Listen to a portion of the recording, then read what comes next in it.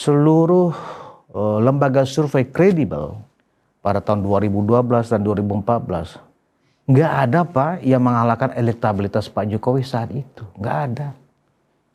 Bahwa kemudian Pak JK salah satu yang meyakinkan misalnya Ibu Megawati untuk mendaftarkan Pak Jokowi sebagai gubernur, sebagai calon gubernur ke KPUD Jakarta. Dan juga pada saat kemudian Pilpres 2014 ya, Pilpres pertama yang diikuti oleh Pak Jokowi, itu semuanya karena tingkat elektabilitas yang sangat tinggi dan tidak ada yang melewati Pak Jokowi pada saat itu. Dan terbukti ya, penghakiman dari siapa yang menjadi presiden itu pertama adalah Allah yang Maha Kuasa Pak, bukan Pak JK. Allah lah yang Maha Kuasa yang memberikan inspirasi kepada seluruh pemilih Indonesia pada saat itu untuk menjatuhkan pilihannya secara mayoritas kepada Pak Jokowi yang di periode pertama berpasangan dengan Bapak. Jadi ya, tidak relevan sama sekali, tidak ada kaitannya sama sekali jasa Pak JK itu ya terkait dengan bahwa Pak Jokowi menjadi presiden karena Pak JK. Persoalan ijazah Pak Jokowi ini ya setidaknya menurut saya ada dua faktor yang menyebabkan ini menjadi lama. Satu, ketidaktegasan para penyidik ya khususnya kepolisian di Polda Metro Jaya yang semestinya ketika orang-orang ini ditetapkan menjadi tersangka ya berdasarkan hukum acara itu sudah cukup alasan untuk mereka ditahan. Tapi persoalannya karena faktor dan lain hal, Polda Metro Jaya tidak punya nyali, tidak punya keberanian, entah apapun alasannya, tidak menahan orang-orang ini. Ya khususnya di klaster 2, Roy Suryo, dulu Rismon dan Tifa. Mereka lah yang ngember kemana-mana, ya membangun propaganda, membangun polarisasi di tengah masyarakat sehingga terjadilah polemik pro dan kontra. Kalau memang Said Didu itu salah Pak, menyampaikan hal yang tidak Bapak sampaikan, berarti kan dia fitnah Bapak. Kenapa Bapak tidak tegur dia setidaknya? Atau Bapak juga laporkan ke polisi bahwa Said Didu sudah memfitnah Pak JK. Saya tidak pernah mengatakan bahwa Indonesia akan chaos ya Juli dan Agustus 2026 nanti. Saya tidak pernah mengatakan itu. Itu hanya pernyataan Said Didu. Setidaknya Bapak somasi Said Didu Pak. Jika Said Didu dalam waktu 2x24 jam tidak mengklarifikasi itu, maka saya akan lapor polisi. Harusnya begitu. Kalau Bapak merasa itu ucapan Said Didu dan Said Didu salah.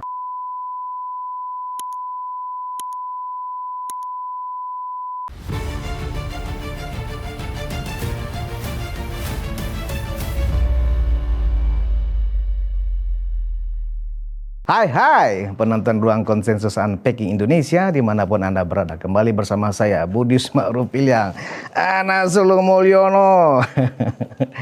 Saya hari ini akan dalam monolog Ruang Konsensus.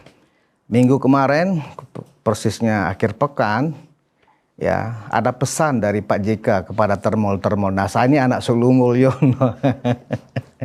Dari kemarin saya sudah ditanya sama teman-teman, termol seluruh Indonesia, seluruh dunia. Anak Sulung Mulyono kok diam aja. Jadi saya hari ini akan berkomentar tentang apa yang disampaikan oleh yang terhormat Ayahanda Bapak Yusuf Kalla.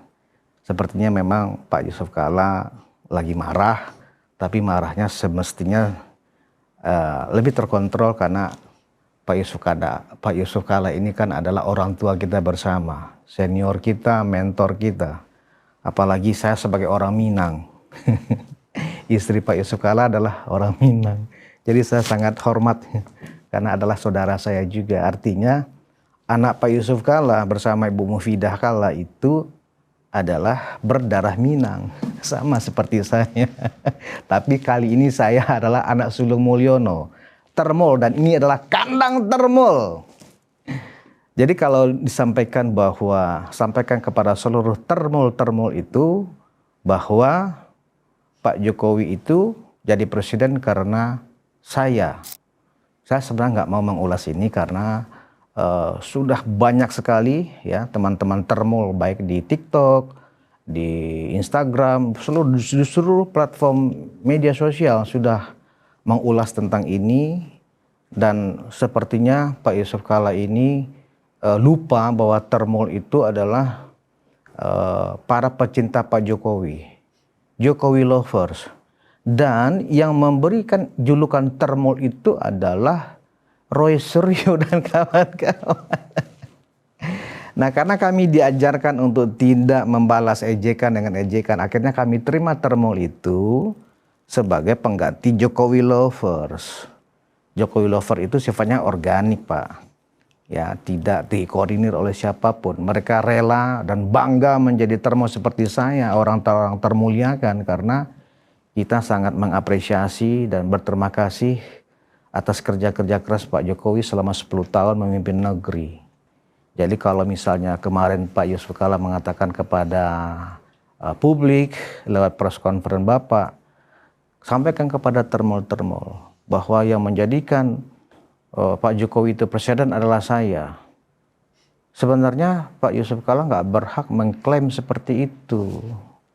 Ya, seolah-olah hanya Bapak yang menjadi pahlawan dalam proses karir politik Pak Jokowi.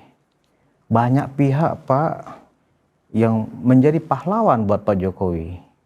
Ya, tidak saja para elit politik seperti Pak Yusuf Kala, tapi juga para pemilih. Ya, baik ketika Pak Jokowi menang 2 kali pilkada di Solo, kemudian menang dalam pilkada DKI Jakarta 2012, dan kemudian menang pilpres 2 kali. Itu pahlawan Pak Jokowi itu ratusan juta, Pak, bukan hanya Bapak. Dan saya merasa itu tidak perlu juga saya ulas lebih panjang lagi, karena saya mohon maaf, termol-termol seluruh Indonesia dari hari Jumat, Sabtu, Minggu sampai hari ini sudah banyak mengulasnya, dan saya sedih dengan ulasan para termol-termol itu. Karena intinya mengolok-olok Bapak, ya kan, bahkan ada juga yang mengejek Bapak, dan itu tidak sehat. Saya merasa sedih, Pak, karena di usia Pak Yusuf Kala yang mungkin sudah 83 atau 84 tahun, Bapak adalah seorang tokoh nasional, kontribusinya banyak buat negeri ini, tiba-tiba karena sesuatu dan lain hal, Bapak karena emosi menyampaikan sebuah statement yang sepertinya seperti membangunkan ular tidur, Pak. Dan ini sulit dihentikan. Nggak ada juga yang bisa menghentikan, karena ini semuanya sifatnya spontan. Gitu loh. Bahkan berbagai versi, ya, banyak sekali yang mengatakan bahwa yang membawa Pak Jokowi ke Solo itu bukan Pak Yusuf Kala seorang. Ya, beredar video Pak Hashim Joyohadikusumo, adiknya Pak Prabowo. Ya, dalam suatu video juga, sebuah true story juga, bahwa Pak Hashim bersama Pak Prabowo lah yang membawa Pak Jokowi ke Jakarta. Begitu juga dari sisi PDIP. Ya, yang mengusulkan pertama kali Pak Jokowi itu adalah seorang presiden juga adalah Pandana Baban dari PDIP waktu itu. Jadi tidak bisa, kalau kita urut lagi, Pak, banyak yang berjasa, ya, menggiring atau membawa Pak Jokowi untuk berlaga di DKI Jakarta sampai kemudian menjadi presiden. Tetapi persoalannya kenapa Pak Jokowi kemudian waktu itu mau dicalonkan oleh PDIP, bukan semata karena dibawa oleh siapa. Tentu dalam teori politik, dalam konsep pemilihan presiden langsung, seseorang kandidat, seorang tokoh itu memiliki peluang untuk diusung sebagai kandidat, baik itu gubernur misalnya, apalagi presiden, ditentukan oleh tingkat elektabilitas namanya Pak Yusuf Kala. Dan pada saat itu, tak ada yang bisa membantah. Seluruh lembaga survei kredibel pada tahun 2012 dan 2014, nggak ada, Pak, yang mengalahkan elektabilitas Pak Jokowi saat itu. Nggak ada. Bahwa kemudian Pak JK salah satu yang meyakinkan misalnya Ibu Megawati untuk mendaftarkan Pak Jokowi sebagai gubernur, sebagai calon gubernur ke KPUD Jakarta. Dan juga pada saat kemudian Pilpres 2014, ya, Pilpres pertama yang diikuti oleh Pak Jokowi, itu semuanya karena tingkat elektabilitas yang sangat tinggi dan tidak ada yang melewati Pak Jokowi pada saat itu. Dan terbukti, ya, penghakiman dari siapa yang menjadi presiden itu pertama adalah Allah yang Maha Kuasa, Pak. Bukan Pak JK. Allah lah yang Maha Kuasa yang memberikan inspirasi kepada seluruh pemilih Indonesia pada saat itu untuk menjatuhkan pilihannya secara mayoritas kepada Pak Jokowi yang di periode pertama berpasangan dengan Bapak. Jadi ya tidak relevan sama sekali, tidak ada kaitannya sama sekali jasa Pak JK itu ya terkait dengan bahwa Pak Jokowi menjadi presiden karena Pak JK. Nggak boleh juga begitu Pak Yusuf Kalla. Ya, kalau bahasa Bapak seperti itu, ya itu tidak pas. Saya tidak ingin mengulas itu disebut apa, karena saya nanti takut lancang menjadi anak yang tidak sopan kepada orang tua. Tetapi yang ingin saya jelaskan, bahasa Bapak seperti itu tidak pas. Ya, dan kemudian juga saya akan mengingatkan Pak Jokowi tentang lihatkan saja soal ijazah. Yang kata Bapak sudah 2 tahun ini membuat masyarakat kita gaduh dan seterusnya, itu juga tidak relevan Pak Yusuf Kalla. Ya, karena persoalan ijazah Pak Jokowi ini, ya setidaknya menurut saya ada 2 faktor yang menyebabkan ini menjadi lama. 1, ketidaktegasan para penyidik, ya khususnya kepolisian di Polda Metro Jaya, yang semestinya ketika orang-orang ini ditetapkan menjadi tersangka, ya berdasarkan hukum acara itu sudah cukup alasan untuk mereka ditahan. Tapi persoalannya karena faktor dan lain hal, Polda Metro Jaya tidak punya nyali, tidak punya keberanian, entah apapun alasannya, tidak menahan orang-orang ini. Ya khususnya di klaster 2, Roy Suryo, dulu Rismon dan Tifa. Mereka lah yang ngember kemana-mana, ya membangun propaganda, membangun polarisasi di tengah masyarakat sehingga terjadilah polemik pro dan kontra. Ya, ketika Pak Jokowi pada saat itu belum terfikirkan untuk melaporkan yang bersangkutan ke polisi, itu sudah teramat sangat pedih sebenarnya hinaan cacian yang disampaikan oleh Rosario ini. Tetapi Pak Jokowi belum melaporkan. Saya tahu persis Pak Yusuf Kalla, kenapa akhirnya Pak Jokowi bersama tim hukumnya harus melaporkan tindakan Roy Suryo dan kawan-kawan ini ke kepolisian. Itu berawal ketika rombongan ini mendatangi kediaman Pak Jokowi di Solo, membawa rombongan. Dan di situ terontalah kata-kata yang saya pikir kami sebagai relawan, sebagai pecinta Pak Jokowi itu sudah benar-benar sangat berbahaya. Misalnya, ya, di antara massa yang dibawa oleh mereka yang datang ke rumah Pak Jokowi ketika beberapa orang diterima oleh Pak Jokowi di dalam kediaman, terdengar teriakan-teriakan, bakar saja rumahnya, gantung lehernya. Ya itu kan kata-kata yang tidak pantas buat kita orang yang beragama, buat orang kita, orang Indonesia yang berpancasila. Dan itu ada di lingkungan kediaman rumah Pak Jokowi. Yang notabene itu dijaga oleh Pas Pampres. Artinya apa? Betapa orang-orang yang dibawa oleh Rosario atau orang-orang yang kemudian dibayar oleh kelompok ini untuk membuat teror sedemikian rupa ke rumah Pak Jokowi itu sudah di luar batas. Karena alasan itulah Pak Jokowi melaporkan karena sudah merasa terancam. Pak Jokowi dan keluarga sudah merasa terancam saat itu. Karena itu atas desakan para orang-orang dekat Pak Jokowi, termasuk juga para relawan, yang menyarankan agar segera melaporkan ini ke pihak kepolisian. Jadi karena itu, sebelumnya kalau hanya sekedar dihina, dicaci maki, Pak Jokowi orangnya sangat sabar, tidak pernah ada bereaksi. Justru karena itulah, ya, yang dilaporkan Pak Jokowi adalah peristiwa terjadinya hinaan, bukan persoalan ijazah palsu.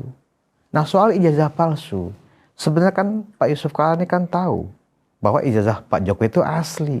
Karena pada saat pendaftaran, ijazah Pak JK, ijazah Pak Jokowi, ya kan tervalidasi. Fotokopi ijazah, terlegalisir, dan pasti saling melihat, oh iya. Kenapa tidak Bapak ikut bersuara, menegaskan, menyampaikan ke Rosario dan kawan-kawan, kalian kenapa ribut? Saya ini wakilnya pada tahun 2014. Saya melihat bahwa ijazah Pak Jokowi itu dilegalisir. Dan pada saat penetapan oleh KPU itu sah karena sudah divalidasi ke kampus masing-masing. Jadi kalian ngapain tidak mencemooh Pak Jokowi? Pak Jokowi itu adalah pimpinan saya waktu 5 tahun 2014-2019. Kenapa Pak JK tidak bicara seperti itu kalau Mama merasa Pak JK adalah teman baiknya Pak Jokowi? Satu paket. Harusnya seperti itu. Nah malah sekarang Pak JK merasa ya di tengah hiruk pikuk seperti ini ya lihatkan saja ijazahnya. Itu nggak relevan Pak Yusuf Kalla. Sejujurnya pihak Polda Metro Jaya pada saat gelar perkara khusus sudah melihatkan ijazah asli Pak Jokowi itu. Tapi apa lacur? Mereka tidak mau mengakuin bahwa itu asli. Tetap itu menurut mereka adalah palsu. Mereka merasa oke dilihatkan nanti oleh Pak Jokowi, ini ijazah yang asli. Harus merekalah yang menguji, meneliti bahwa itu adalah asli. Itu kan konyol Pak Yusuf Kalla.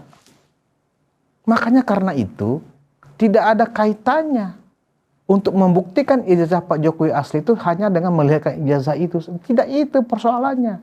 Persoalannya orang-orang ini memang sudah punya agenda setting, sampaikan sedemikian rupa apapun ceritanya bahwa ijazah Pak Jokowi itu adalah palsu. Itu adalah semacam proyek politik. Karena itu Pak Jokowi sudah mengatakan, saya akan melihatkan ijazah itu ya nanti di pengadilan, di depan majelis hakim. Karena majelis hakim lah yang punya otoritas ya untuk memastikan bahwa keaslian ijazah ini diperiksa oleh pihak-pihak yang berkompeten, oleh pihak-pihak yang punya otorisasi terhadap keaslian sebuah ijazah. Secara normatif pihak UGM sudah mengatakan berulang kali bahwa Pak Jokowi adalah lulusan Fakultas Kehutanan Universitas Gadjah Mada, lulus tahun 1985. Apa Bapak sebagai orang yang terdidik, seorang tokoh politik senior, kemudian juga tidak percaya dengan pernyataan Rektor Profesor Ova? Saya pikir pasti Pak Yusuf Kalla tidak dalam posisi itu. Karena itu Pak Jokowi tidak mau melihatkan itu bukan karena tidak mau mendengarkan sarannya Pak Yusuf Kalla, tapi memang Pak Yusuf Kalla tidak mengikuti bagaimana dialog-dialog yang disampaikan oleh Rosrio dan kawan-kawan ini. Ya kalau toh dilihatkan harus dia yang periksa Pak. Emang dia siapa? Punya kompetensi apa?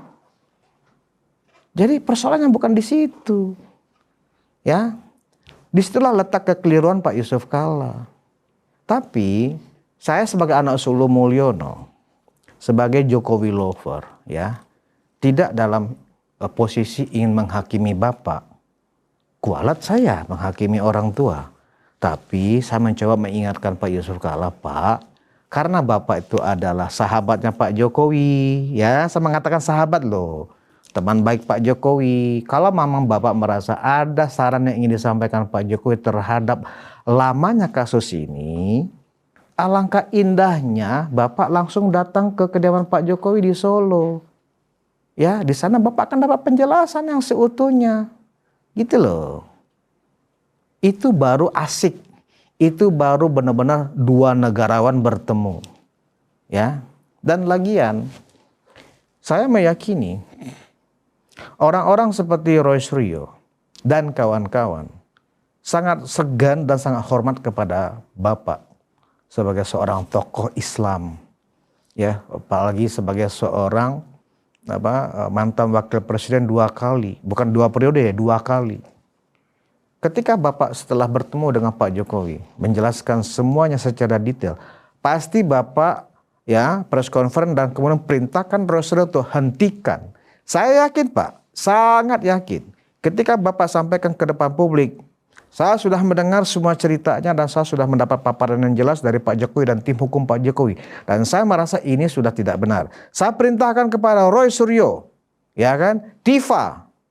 Dan waktu itu masih Rismond ya, Rismond sekarang kan sudah SB3, Rismond sudah menjadi Termol. Saya perintahkan kepada mereka yang masih memperbincangkan bahwa ijazah Pak Jokowi palsu itu adalah musuh negara atau sejenis itulah setidaknya. Kenapa Bapak tidak mau menyampaikan itu ke depan publik? Justru Bapak seolah-olah berpihak kepada Roy Suryo saat ini. Dan itu saya pikir tidak pas. Karena itu Pak, saran saya, jangan kita bikin suasana tambah lebih gaduh. Soal melaporkan saya pikir nggak perlulah dilanjutkan. Ya, bahwa sudah ada yang lapor ke polisi, biarkan aja proses hukum. Kalau memang tidak ditemukan unsur, pasti juga proses hukumnya tidak akan dilanjutkan. Tapi kalau memang ada unsurnya ditemukan, ya biarkan aja proses hukum berlanjut. Dan tidak perlu lagi adalah laporan-laporan. Nggak perlu juga kita membangun semangat untuk melihatkan bahwa saya punya masa loh. Tolong, sekali lagi, saya mohon kepada Bapak JK, ya, cooling down Pak, nggak usah lagi ya mengatakan termul. Baru kali ini ya tokoh politik sekaliber Bapak yang menyebut-nyebut termul gitu. Selama ini nggak ada Pak. Termul itu hanya mainan sosial media. Ya seperti saya ini di kanal YouTube, ya saya selalu mengatakan sejak dulu bahwa ruang konsensus adalah kandang para termul. Tapi bukan termul dalam versinya Roy Suryo. Kami adalah orang-orang termuliakan Pak. Kenapa? Kami mendukung orang yang mulia, yang terhormat Pak Joko Widodo. Orang yang kami muliakan Pak. Seandainya konstitusi kita tidak membatasi ya masa periode kepemimpinan seorang presiden dalam pemilihan presiden langsung. Kami, para termul, ingin seumur hidup Pak Jokowi itu jadi presiden kok. Iya kan? Karena sudah teruji Pak. Jadi karena Pak Jokowi taat konstitusi, ya udah 2 periode cukup. Ya, karena itu beliau adalah orang-orang yang mulia Pak. Sabar, baik hati, ya.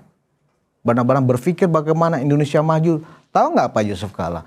Pak Jokowi itu sudah memikirkan Indonesia sampai tahun 2085, saya baca kok visinya Pak Jokowi sampai 2085, bukan hanya sampai Indonesia emas 2045, tapi ya sampai 2085. Luar biasa Pak. Sebegitu mencintainya Pak Jokowi kepada anak bangsa, kepada republik ini. Janganlah, saya sedih melihat raut muka emosi Pak Yusuf Kalla kemarin itu saat press conference, yang begitu melihatkan ketidaksukaannya kepada Pak Jokowi.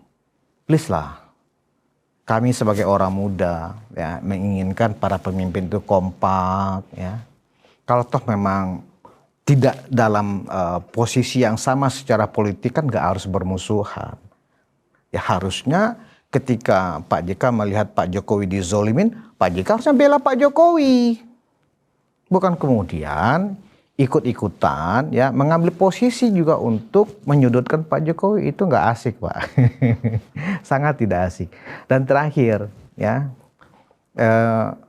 yang terkait juga dengan pernyataan Bapak pada saat press conference pekan lalu itu menyebut bahwa yang menyebut akan ada chaos ya Juli dan Agustus 2026 nanti itu adalah bukan Bapak, tapi itu Said Didu ya, teman Bapak.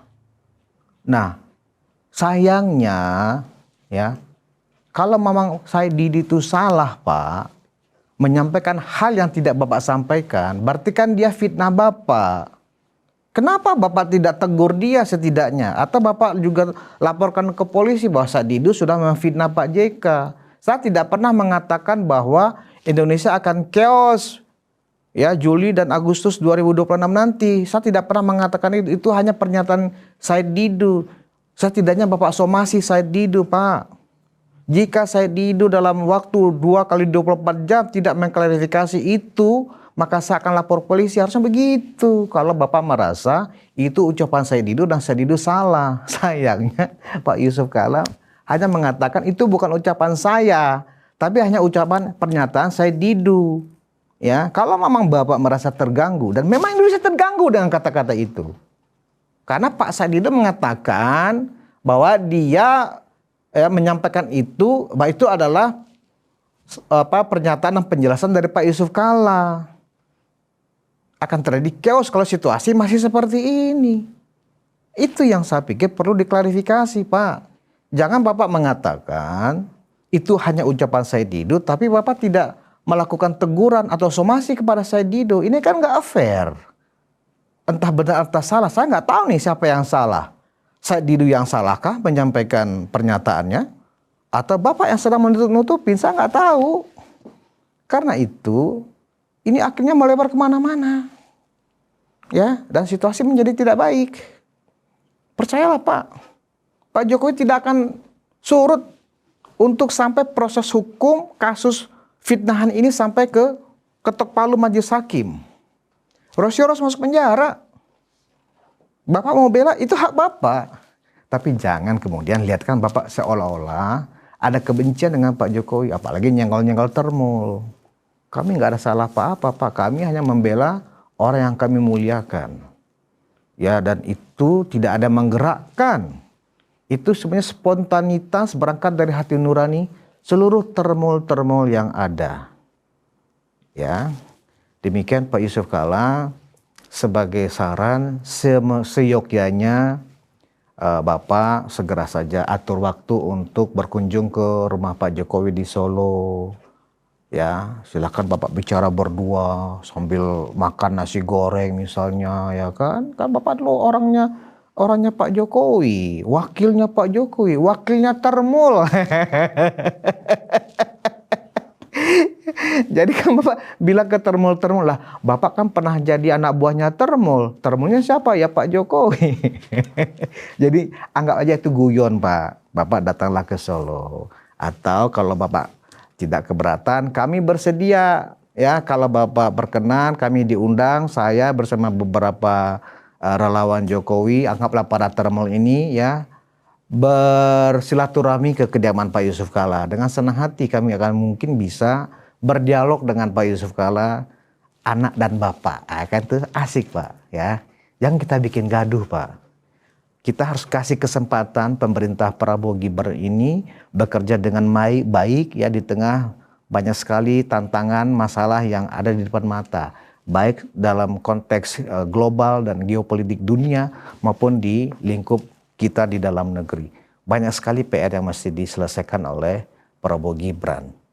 Itu saja Pak Yusuf Kalla. Mohon maaf ya Pak Yusuf Kalla, manakala dalam monolog saya ini ada yang tidak berkenan dari Pak Yusuf, saya mohon maaf. Saya hanya sekedar mengingatkan, menyampaikan kepada para termul, stop, berhentilah. Jangan diolok-olok lagi Pak Yusuf Kalla. Beliau adalah orang tua kita. Orang salah, orang keliru itu bukan untuk diolok-olok, tetapi disampaikan dengan baik, dengan sopan. Barangkali memang Bapak lupa. Terima kasih, salam Ibu Yusuf Kalla. Mohon maaf ya Ibu. Manakala para termul ini memang reseh-reseh, nakal-nakal, tapi mereka cinta kok dengan Pak Yusuf Kalla. Terima kasih. Kita bertemu lagi dalam monolog ruang konsensus berikutnya. Wassalamualaikum warahmatullahi wabarakatuh.